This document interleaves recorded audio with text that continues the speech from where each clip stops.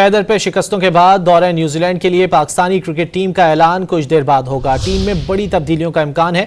PCB दौरे के लिए 2 कप्तानों का ऐलान कर सकता है। मजीद जानते हैं डॉन न्यूज के नुमाइंदे गुलाम मुर्तजा से। गुलाम मुर्तजा, किन तब्दीलियों का इम्कान जाहिर किया जा रहा है टीम में?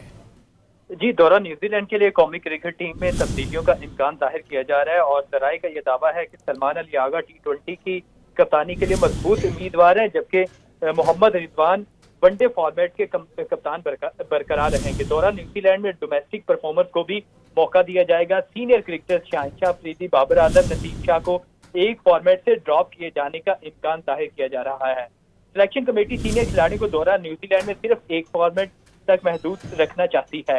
रुफियाम मकीम, वसीम जूनियर, इरफान खान को शामिल किए जाने का इम्कान है। अब्दुल्ला शफीक, आकिब जावेद और मोहम्मद अली की भी शमूलियत का इम्कान है।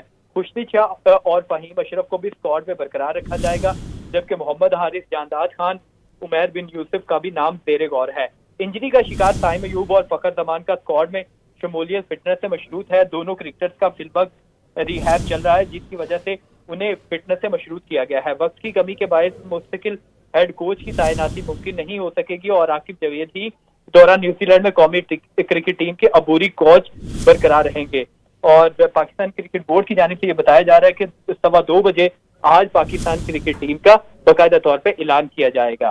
जी, बहुत शुक्रिया गुलाम मुर्तजा इन तफसीलात के लिए।